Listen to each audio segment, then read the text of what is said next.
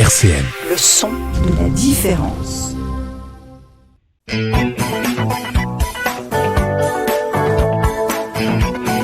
On va pas se raconter d'histoire sur RCN, Philippe Rivet.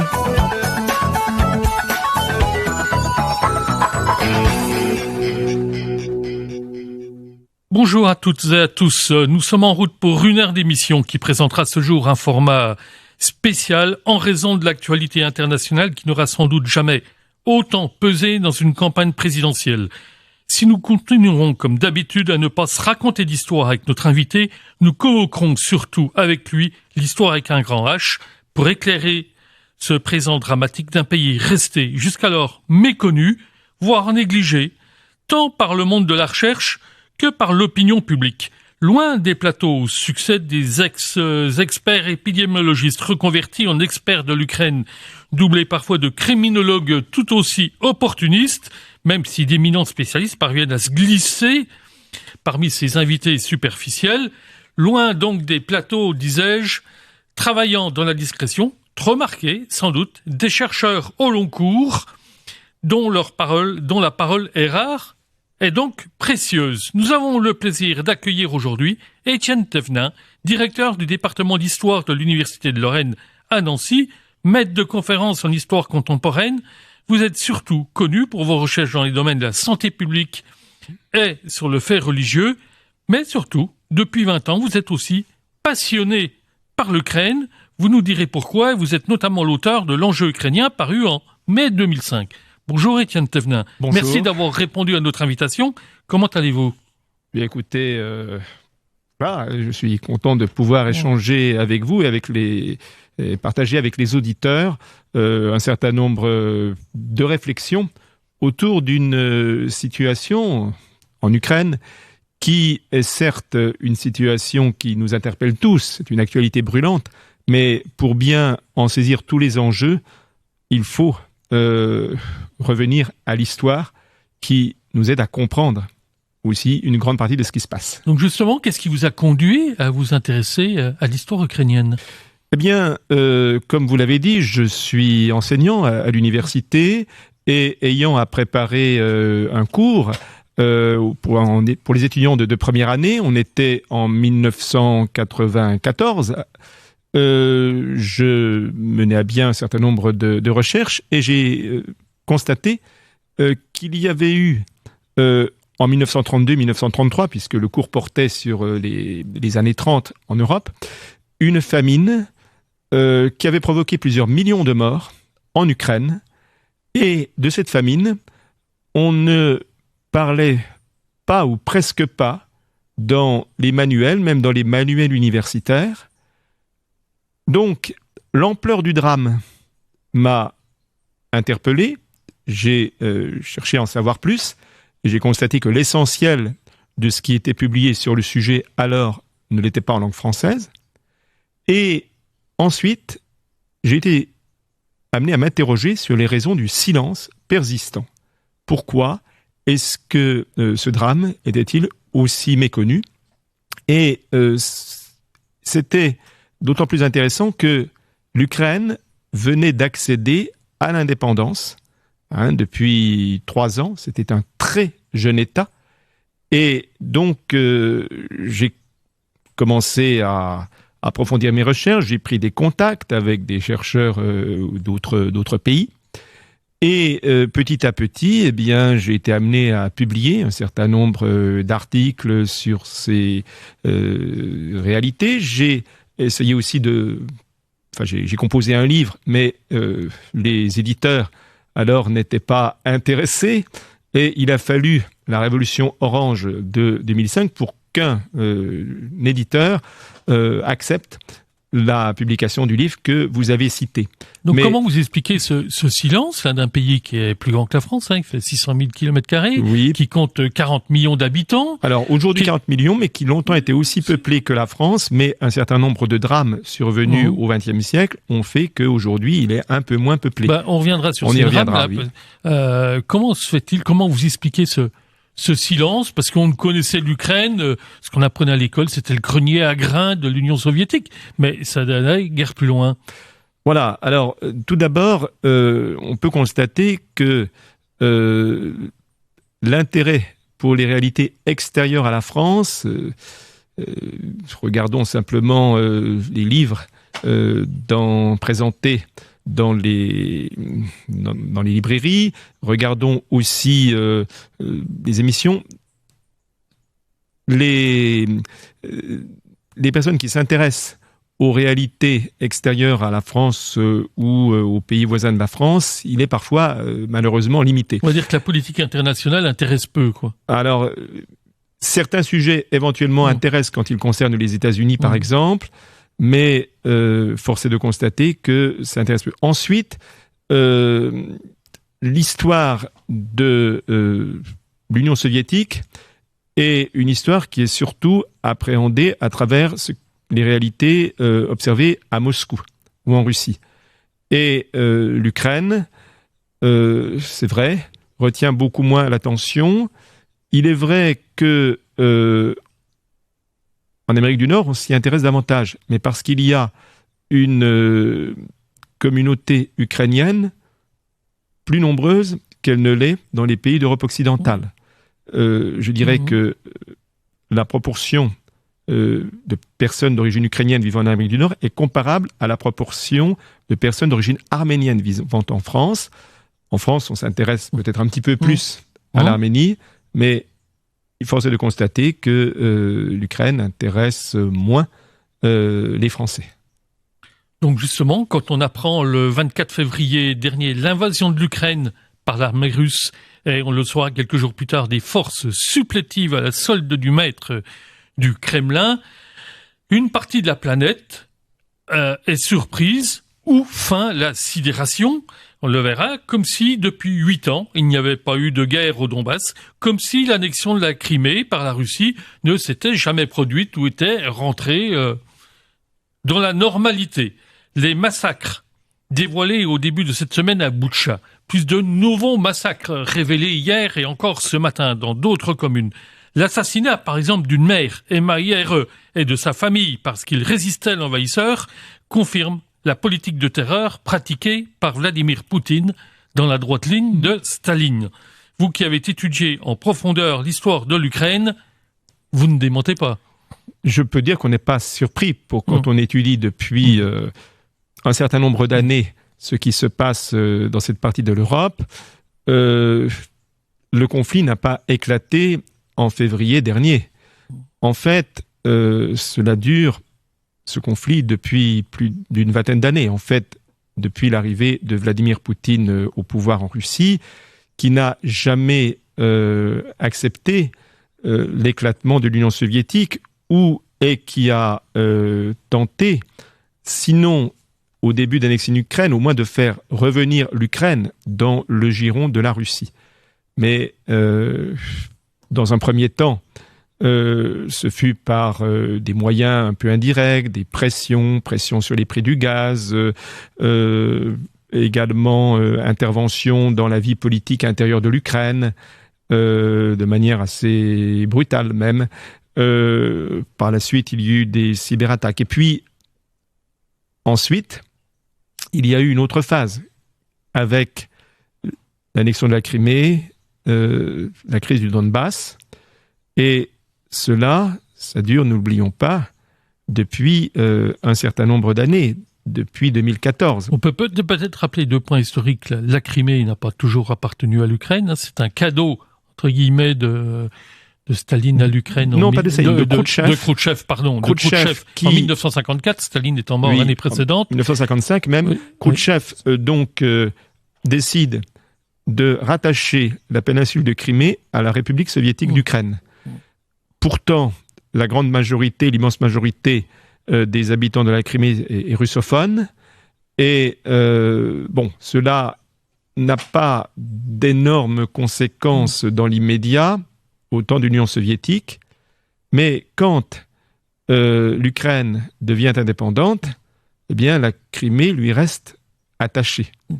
Et avec un statut d'autonomie un peu avec un statut d'autonomie et puis aussi la possibilité pour la marine de guerre russe de demeurer dans les ports qui lui était attaché. Ça, c'est un accord qui était conclu entre la Russie et Voilà, l'Ukraine. c'était effectivement un aspect de ces accords. Avec un aspect économique non négligeable, parce que ça procure de nombreux emplois dans le secteur. Oui, mais il n'en reste pas moins que beaucoup d'habitants de la Crimée continuaient à regarder vers la Russie, et que la Russie, pour des raisons géopolitiques et géostratégiques, tenait absolument à récupérer la Crimée. Mais est-ce qu'il n'y a pas une permanence là-dessus de la conquête des mers chaudes qu'on prête à la Russie depuis des années? Bien sûr. C'est la poursuite de cette volonté. Bien sûr, c'est effectivement la permanence, déjà au temps des tsars. Il s'agissait d'accéder aux mers chaudes, et les Ottomans, les Turcs, comme on le dit aujourd'hui, eh bien, étaient préoccupés par cette avancée des Russes. Donc, il y a effectivement des permanences géopolitiques. Quand à l'autre partie de l'Ukraine que Poutine avait tenté de conquérir, je dis bien tenté, c'était le Donbass, avec 2 républiques séparatistes, et ça représentait jusqu'à présent seulement 30% du Donbass. Oui. Aujourd'hui, est-ce qu'on sait si le Donbass est complètement envahi? Que sait-on aujourd'hui? Alors, les réalités évoluent de jour en jour. Mais je crois que ce qu'il est important de rappeler, c'est ce qu'a été historiquement le Donbass. Parce que le Donbass a été, en quelque sorte, le berceau de l'industrialisation de l'empire des tsars. Et d'ailleurs, beaucoup d'investissements qui ont été faits là-bas l'ont été grâce aux fameux emprunts russes, faits notamment auprès de la France. Mais ensuite, à l'époque stalinienne, le Donbass a été une région qui a fait l'objet des plus grandes attentions de la part de Staline. Le Donbass, c'est là où travaillait Stakhanov. Le Donbass, c'est la région des immenses... Stakhanov, le héros des travailleurs. Oui, voilà. On sait aujourd'hui que les fameux records avaient été en fait, étaient largement le fruit d'une propagande, d'une organisation. Mais pour ce qui est du Donbass, il s'agissait de forger là l'homme soviétique, une société nouvelle qui est... C'était une région très industrielle. C'était une région industrielle qui est tournée la page des vieilles traditions. Et pour mieux contrôler cette population, où d'ailleurs avait sévi une effroyable famine dans les campagnes, Staline avait fait venir massivement des familles de Russie, notamment.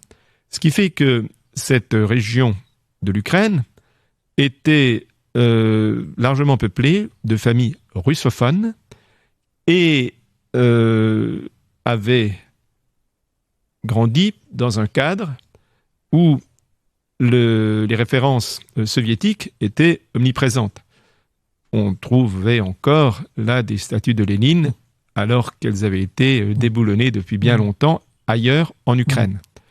Pourtant, majoritairement, oui. Et il se trouve que lorsque des élections étaient organisées, on a parlé de celle de 2005, dans des villes comme Lugansk, par exemple, eh bien, le candidat pro-russe, pour faire simple, obtenait plus de 90% des voix, alors que à l'ouest de l'Ukraine, il obtenait 5% des voix environ. Donc, il y avait là un terrain qui semblait favorable à la Russie, sauf que ça n'a pas été si simple là aussi, même si, de fait, les chars russes ont pu s'installer dans une partie du Donbass, et cela montre aussi la grande diversité du territoire et des populations de l'Ukraine. D'ailleurs, si je ne me trompe pas, que tu as eu le référendum là, sur l'indépendance, toutes les régions de l'Ukraine avaient bien sûr voté, avaient donné une majorité,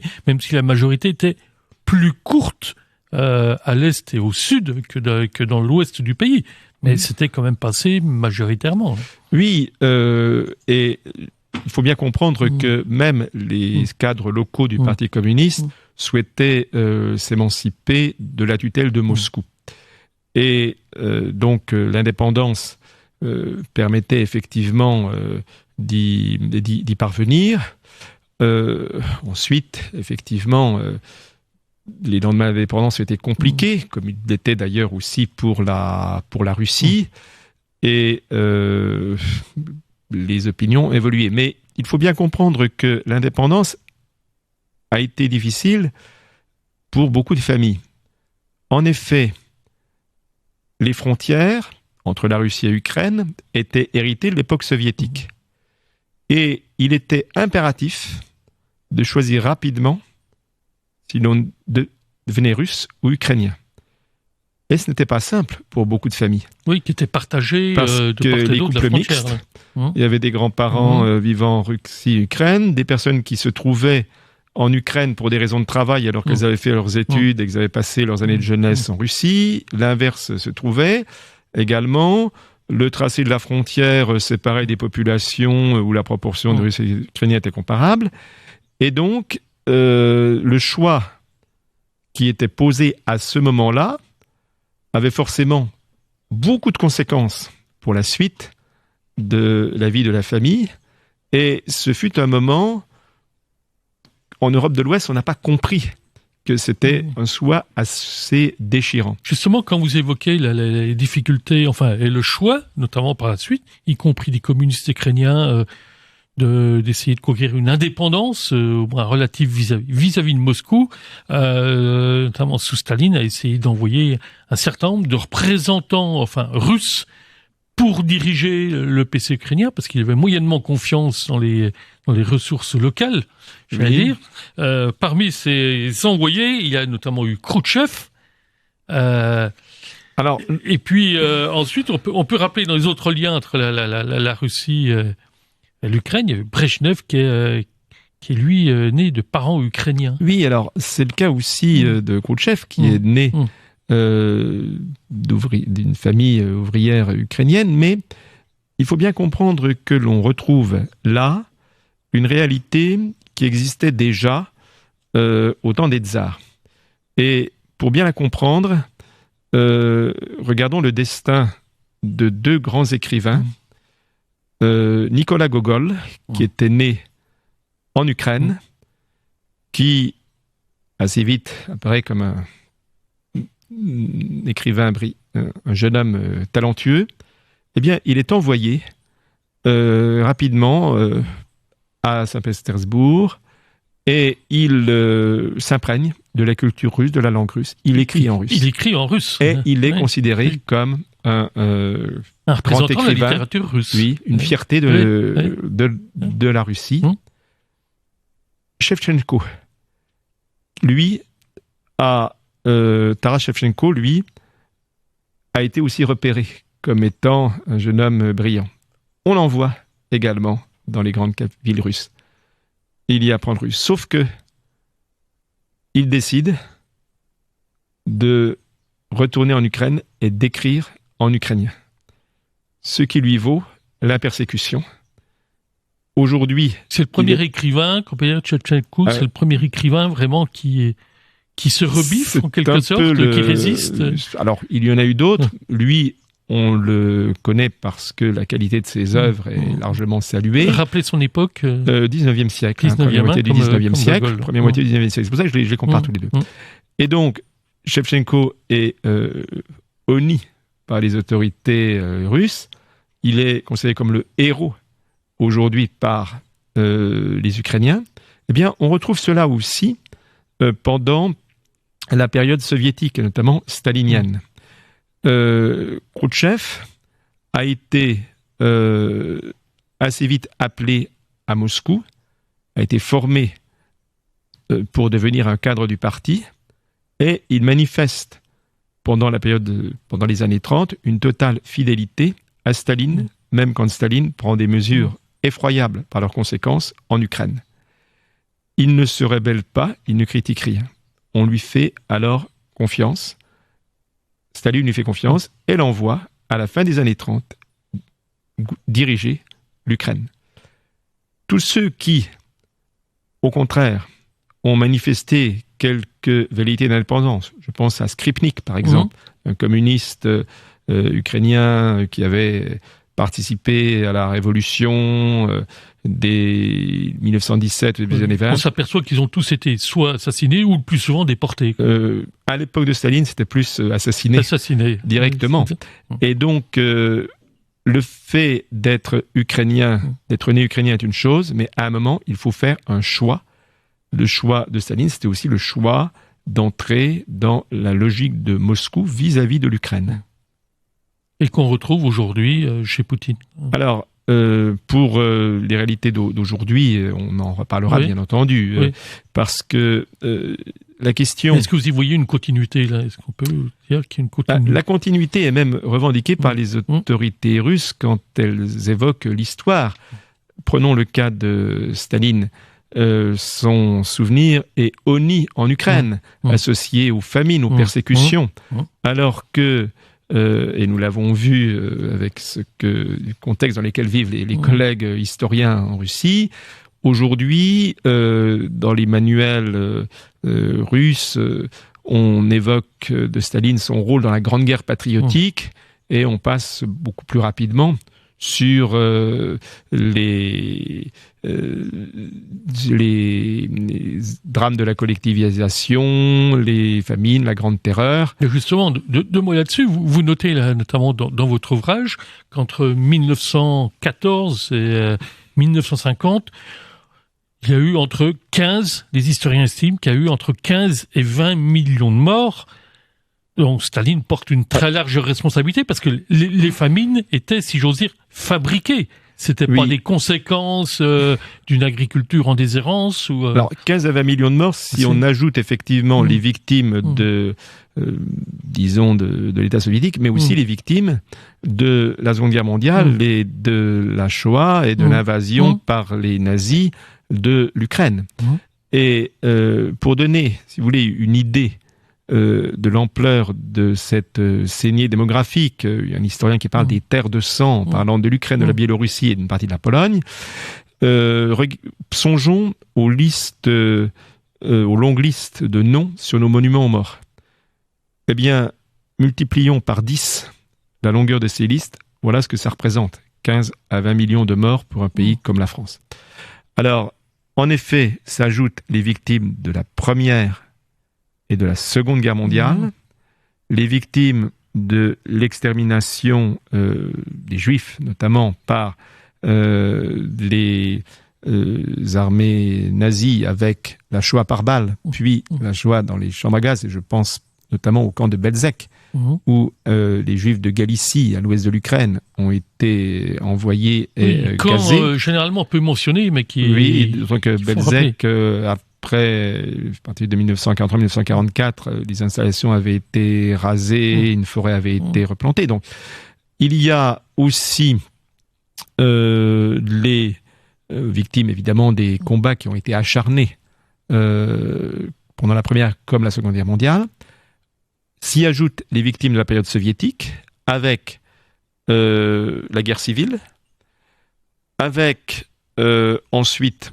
la période stalinienne, collectivisation et ce qu'on appelait la découlakisation, c'est-à-dire déportation vers la Sibérie des rebelles, donc ça fait déjà 1 million de personnes qui sont mortes. Les chances de survie étaient très minces. Oui. Puis les 3 famines, alors celle de 1921-1923, 1,5 million de morts, celle de 1932-1933 qui elle a été encore plus meurtrière. Alors, les estimations évoluent. Vous expliquez qu'elle est organisée par Staline volontairement. Je vais y revenir, mais simplement pour expliquer les réalités démographiques. Alors, 5 millions de morts, disent certains disent davantage, 7. En fait, les victimes se comptent par millions, mais il y a une tragique imprécision. Puis la troisième, encore plus méconnue, 1946-1947, entre 500 000 et 1 million de morts. Et donc, ces famines ont beaucoup marqué la mémoire de l'Ukraine indépendante, puisqu'il y a, fin novembre, une journée nationale de commémoration. Et les Ukrainiens ont justement un mot pour désigner ces famines, c'est l'Holodomor. Ça s'écrit H-O-L-O-D-O-M-O-R dans les transcriptions en français. L'Holodomor, ça n'est pas simplement famine, c'est l'extermination par la faim. Parce que, comme vous l'avez dit très justement, la famine est survenue en 1932-1933 après une excellente récolte. Ce ne sont pas des considérations climatiques qui l'expliquent cela, mais la récolte a été confisquée par l'État pour approvisionner les grandes villes, et principalement les grandes villes russes, et pour exporter une partie de la production destinée afin d'obtenir des devises qui permettaient de financer le grand projet d'industrialisation. Staline était pourtant bien informé, d'ailleurs, on a des collègues russes qui ont traduit la correspondance, les lettres de Staline à cette époque, à l'époque où il y avait encore un accès aux archives, y compris aux archives personnelles de Staline.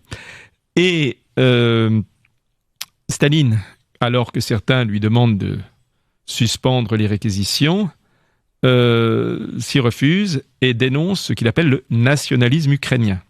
La grande crainte, c'est que l'Ukraine, qui a résisté à la collectivisation, qui ne souhaite pas de ces bouleversements imposés par le pouvoir soviétique, la grande crainte, c'est que l'Ukraine ne réclame et ne parvienne à l'indépendance. Déjà, l'Ukraine avait contesté, enfin, s'était élevée contre la révolution de 1917, avait tenté de se rendre indépendante. C'est une tentative d'indépendance entre 1918-1921 à peu près. Oui, c'est cela.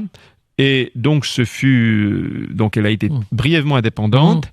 Elle avait même développé une diplomatie, mais elle a été écrasée par l'arme de la faim déjà, puisque les bolcheviks avaient demandé et obtenu une aide alimentaire massive, venue essentiellement d'Amérique du Nord, mais les bolcheviks ont décidé de distribuer cette aide aux régions qui leur étaient favorables et d'en priver des territoires et des populations comme celle de l'Ukraine qui manifestaient des velléités d'indépendance. Et c'est seulement quand les Ukrainiens ont renoncé à l'indépendance que la nourriture est arrivée, entre-temps, 1,5 million de morts.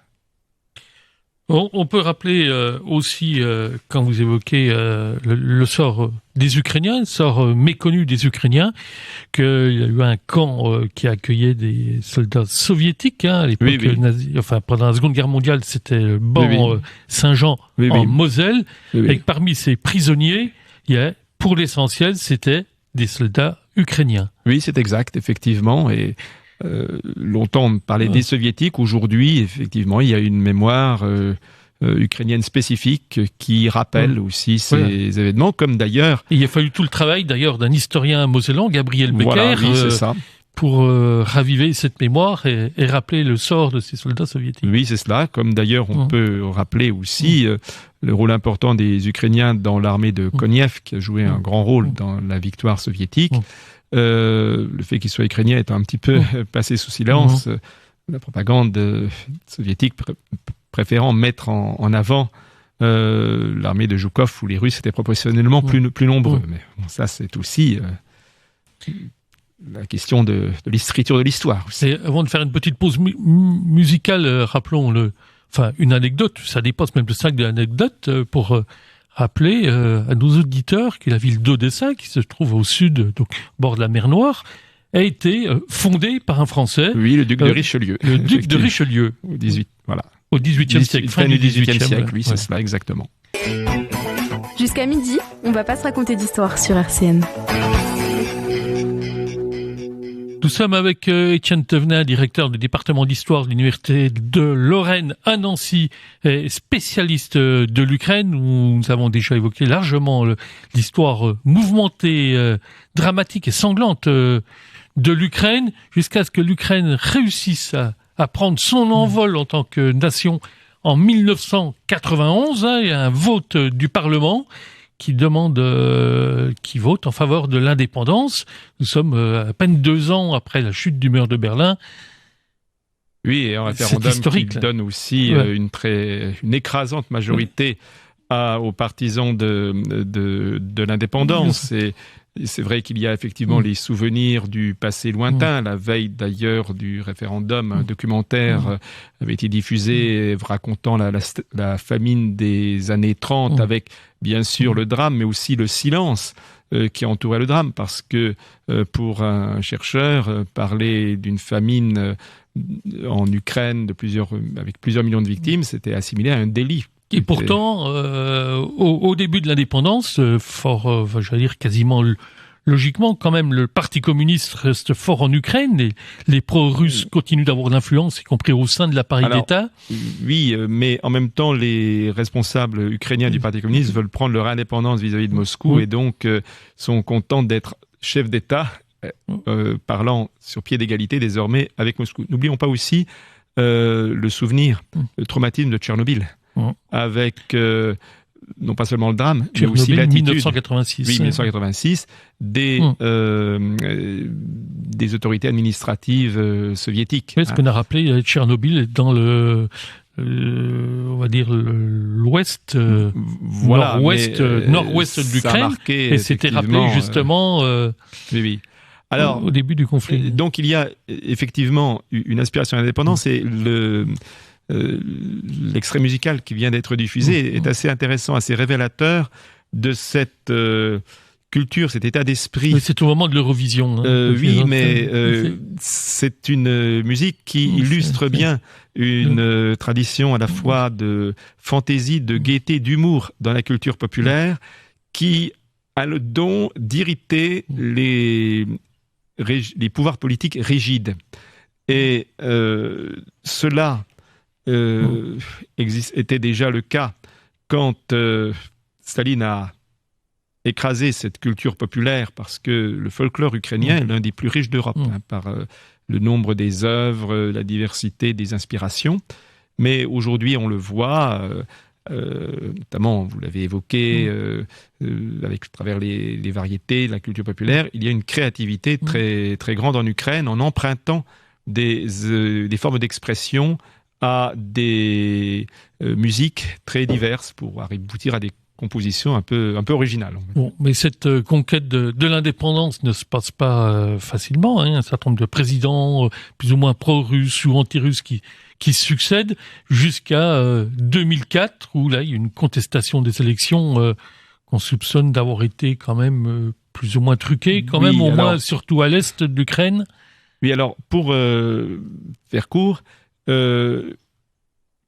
l'Ukraine, comme d'ailleurs beaucoup des jeunes États nés de la décomposition, de l'éclatement de l'Empire soviétique, est minée par la corruption, par de véritables mafias qui se sont constituées à la suite de la privatisation hâtive d'entreprises d'État. Avec l'émergence, comme en Russie, d'oligarques. Avec des oligarques qui contrôlent une région.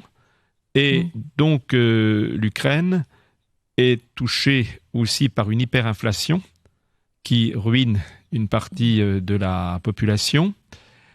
Et de ce fait, beaucoup de jeunes gens préfèrent partir travailler en Europe occidentale, ce qui affaiblit encore l'Ukraine.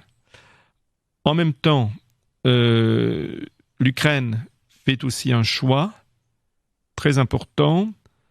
Elle décide de renoncer à l'arme nucléaire en 1994 et les grandes puissances, et notamment le puissant voisin russe, s'engagent en échange de cette renonciation à respecter l'intégrité territoriale de l'Ukraine. Est-ce que c'est pas la première naïveté Alors, pour disposer d'un équipement nucléaire, il ne faut pas simplement le stocker. Il faut aussi l'actualiser, l'entretenir. Donc l'Ukraine n'avait pas les moyens. Je crois qu'il y a eu surtout un choix qui a été fait, qui est aussi manifesté par la volonté, par la décision quelques temps plus tard d'abolir la peine de mort.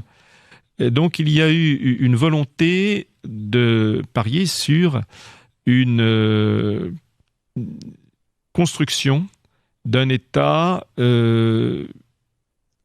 non seulement attaché aux libertés individuelles, mais décidé à ouvrir des relations apaisées avec le reste du monde.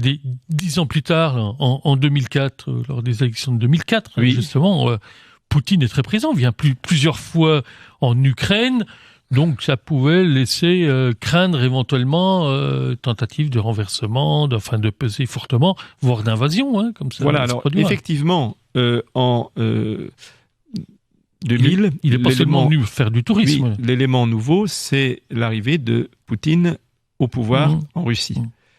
Et lui a un projet, c'est restaurer la grandeur de la Russie. Il est nostalgique de l'époque soviétique, alors il n'est pas communiste, mais il s'inscrit dans une tradition de l'État. Mais il est issu du soviétique. FSB quand même. Il est issu effectivement des services de renseignement, il est donc bien informé de ce qui se passe, non pas seulement en Russie, mais également ailleurs. Et ce qu'il veut, c'est rétablir l'influence de la Russie sur tout l'espace soviétique. Alors, avec la Biélorussie, il arrive assez vite à ses fins. Avec l'Ukraine, c'est très différent. Parce que en Ukraine, l'indépendance acquise, une véritable tradition démocratique se met en place, malgré la corruption. Une des différences entre la Russie et l'Ukraine sur le plan politique, c'est que quand une élection présidentielle se déroule en Ukraine, on ne peut pas prévoir 6 mois à l'avance le nom du vainqueur. Alors vous dites vous-même, d'ailleurs, dans votre livre, que justement, que les Ukrainiens avaient décidé une bonne fois pour toutes de gérer leurs affaires et de décider de leur avenir.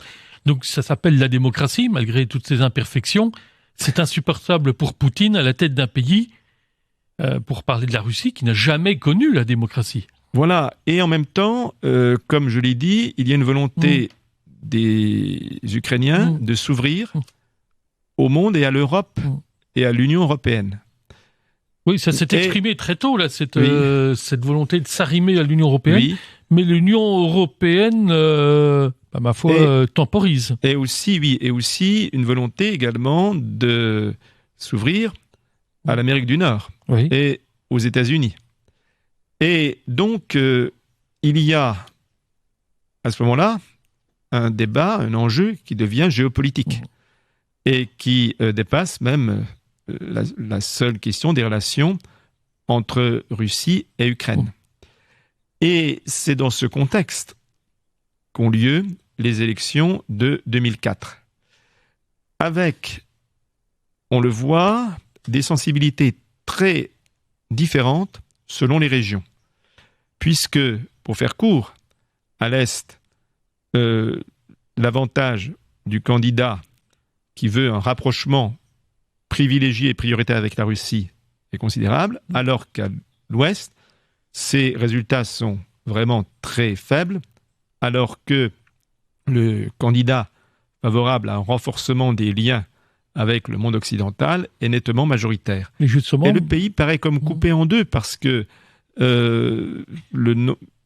l'écart est faible. Ce qui serait moins le cas aujourd'hui, il y aurait eu en 30 ans une évolution considérable des mentalités, puisqu'on le voit y compris dans des régions plus russophones comme au nord, comme Kharkiv, où il y a une population russophone assez importante, se sont rebiffés contre les Russes, ont manifesté la résistance. Le cas de Kharkiv était évidemment très intéressant et c'est probablement une grande surprise pour les dirigeants de la Russie. En effet. Ils sont finalement plutôt mal renseignés. Là. Oui, c'est vrai, et mal renseignés aussi des évolutions.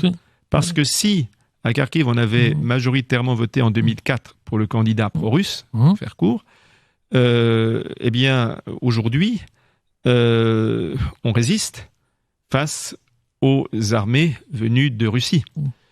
Et pourquoi ? Parce que, d'une certaine manière, les méthodes employées par la Russie heurtent complètement des populations, même russophones, qui n'acceptent pas cette brutalité et en même temps, le modèle de la société russe est beaucoup moins attirant pour beaucoup que celui des sociétés d'Europe occidentale. On voit que la Pologne s'est transformée depuis son entrée dans l'Union européenne, et c'est une référence, non pas seulement à l'ouest de l'Ukraine, mais bien au-delà. Et donc, aujourd'hui, les sociétés ukrainiennes et russes sont bien plus différentes qu'elles ne l'étaient il y a 30 ans. Et notamment, si on cherche d'autres différences, notamment la langue ukrainienne a considérablement évolué depuis longtemps, hein, depuis 30 ans. Les Russes avaient tenté quand même de coloniser la langue ukrainienne, hein, pour faire simple, et d'introduire un certain nombre d'apports lexicaux plutôt russes dans la langue. Oui, alors en même temps, dont s'éloignent aujourd'hui les Ukrainiens. Mais est-ce qu'aujourd'hui l'ukrainien est parlé par tout le monde? Parce que le russe était quand même assez largement parlé en Ukraine. Oui, et vous avez raison de le souligner, parce qu'il y a eu aussi des maladresses commises à un certain moment par les gouvernements ukrainiens qui voulaient imposer l'ukrainien comme seule langue. Et pour des russophones, c'était évidemment vraiment compliqué. C'était les mettre dans une situation vraiment très délicate. Et ils se sentaient comme exclus, d'une certaine manière, du pays qui était le leur, discriminés. Donc oui, il y a eu effectivement des erreurs qui ont été commises par certains gouvernements ukrainiens à ce propos. C'était un petit peu la réaction au fait que l'ukrainien avait été une langue interdite. Les Ukrainiens se sentaient brimés, donc il y avait une considéré comme un dialecte par les Russes. Comme un dialecte, oui. Donc alors c'est pourquoi la question qui se pose est celle aussi du rapport entre les communautés. Mais aujourd'hui, on n'est plus simplement dans une opposition russophone et ukrainophone, mais quel modèle de société veut-on? Quel type de rapport? Et là, il est clair que, paradoxalement, l'insistance de la Russie a eu pour effet de réunir des courants de pensée qui, en Ukraine, étaient en conflit les uns avec les autres, mais face à... mais qui s'unissent par un même refus. Ça a renforcé le ciment national. Ça renforce un ciment national, oui. Il y a une autre dimension que j'aimerais bien aborder avec vous, Étienne Thévenin, qui est peu traitée dans les débats qu'on peut suivre dans les médias d'une façon générale aujourd'hui, même s'il est quand même de temps en temps évoqué, mais peu, je trouve, ce sont les enjeux religieux, puisque, j'ai vu des statistiques, la société ukrainienne reste quand même profondément attachée à une culture religieuse, et profondément croyante, hein, dans la large majorité, mais c'est quand même un peu compliqué de s'y retrouver entre 3 églises orthodoxes, des gréco-catholiques, des catholiques de rite latin, une communauté juive aussi importante, il y a aussi des protestants. Est-ce que vous pouvez nous expliquer quel est l'enjeu et quelle est la situation? Alors la communauté juive elle existe toujours, mais numériquement elle est bien moins importante qu'elle ne l'était avant la Seconde Guerre mondiale, car la Shoah s'est déchaînée en Ukraine, hein, et les victimes sont comptées par millions. Hein. Donc il y a ensuite une autre réalité, c'est que le pouvoir à Moscou a toujours noué une relation toute particulière et privilégiée avec le patriarcat orthodoxe de Moscou. Bon, on le voit aujourd'hui d'ailleurs, le patriarche de Moscou, Kirill, est vraiment... il est intimement lié. Il est très lié, enfin... Il reprend la parole de Poutine sans la moindre distanciation. C'est son porte-parole. Oui, voilà, c'est ça.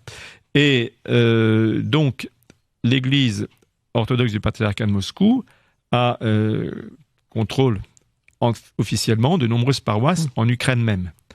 Mais il y a eu en Ukraine une constitution d'église orthodoxe qui se voulait indépendante du patriarcat de Moscou, quitte à se rattacher au patriarcat de Constantinople, ou quitte à constituer une église autocéphale en Ukraine même.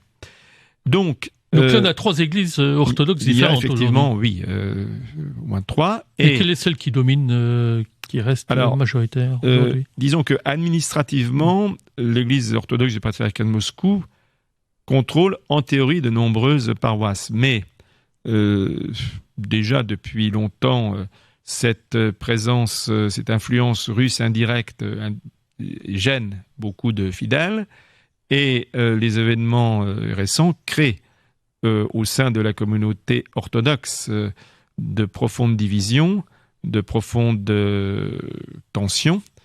Et donc, il y a une recomposition en cours dont on verra les effets assez rapidement, je pense. Donc la chrétienté Alors, est fortement aussi, implantée, mais il y a oui, aussi les gréco-catholiques. Voilà, les catholiques qui reconnaissent donc l'autorité du pape, mais qui gardent les rites grecs ou byzantins, comme on dit. D'autres catholiques sont attachés au rite latin. Qui sont les uniates. Oui, alors Oui. les gréco-catholiques ou uniates, c'est ce qu'on dit, donc qui ont le rite grec et byzantin et qui sont catholiques. Donc, il y a uniarum. Au départ, c'était un terme péjoratif Voilà. qui était tout à fait. donné par... Alors, il y a aussi des communautés protestantes, donc c'est vrai que la dimension religieuse est très importante dans la vie des Ukrainiens. On le voit aussi avec la présence des aumôniers sur les lieux de drame actuellement. Et il est important de noter que la fidélité à une tradition religieuse a été aussi une des formes de résistance. Rappelons qu'en 1920, au début des années 30, Staline avait décrété un plan quinquennal pour l'athéisation complète de la Russie, de l'Union soviétique. On a vu que des résultats limités, finalement, à l'échelle de l'histoire. Sur la guerre, le déroulement de la guerre actuellement, là, on sent que, avec les massacres, c'est l'horreur qu'on découvre tous les jours, grandissante. On imagine qu'elle cessera un moment ou à un autre. Comment pensez-vous que la société ukrainienne pourra se reconstruire et se remettre de ces dramatiques événements? Alors, et comment vous voyez la suite? Est-ce qu'on va finir par avoir une partition de l'Ukraine avec le Dniepr comme ligne frontière? Alors, plusieurs choses. Les massacres, c'est vrai que les Ukrainiens, depuis l'indépendance, ont découvert assez régulièrement des charniers qui dataient de l'époque soviétique, avec un très grand nombre de victimes à chaque fois. Et donc, je ne crois pas qu'ils soient vraiment surpris de cette brutalité, de cette sauvagerie, de cette cruauté. Ensuite, il est clair que les relations entre Russes et Ukrainiens sont naturellement durablement entachées désormais. Rien ne peut revenir comme avant, après ce qui s'est passé ou ce qui se passe. Ensuite, comme je l'ai dit, ces épreuves vécues présentement ont pour conséquence immédiate de renforcer le sentiment d'appartenir à une communauté nationale, qui n'allait pas de soi il y a encore 20 ans. Et donc, ensuite, est-ce qu'il y aura une recomposition territoriale ? En fait, comme je l'ai dit, certaines régions dont Moscou pensait qu'elles allaient lui revenir, sinon de droit, au moins de fait, ne veulent pas être annexées à la Russie.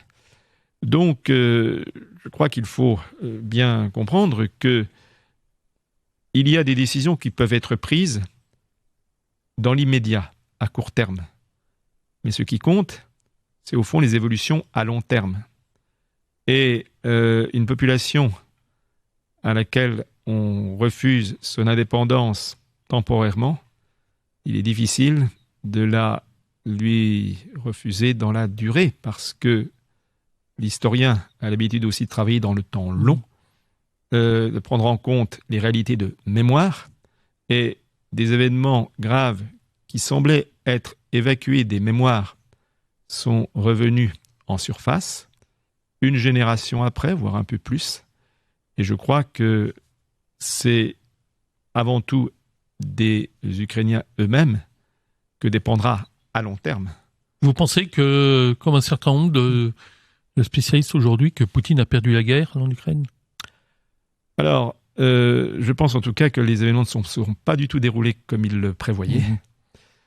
Et que maintenant, il s'agit pour lui d'essayer de trouver une solution. Il veut montrer à son opinion qu'il a obtenu quelque chose. voilà, je crois que c'est cela, mais les événements ne sont pas déroulés comme ils le prévoyaient. On pourrait expliquer pourquoi d'ailleurs. Mais... Dernière question, en clore ce débat, Volodymyr Zelensky s'est révélé comme un excellent chef de guerre. Il a su très bien communiquer, il sait très bien communiquer.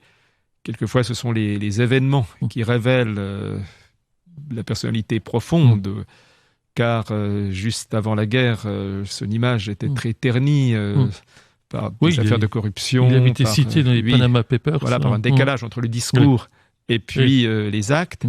Mais aujourd'hui, ce sont les actes qui priment, et il a impressionné le monde par sa capacité à communiquer et aussi par le fait qu'il reste sur place avec les Ukrainiens touchés par la guerre.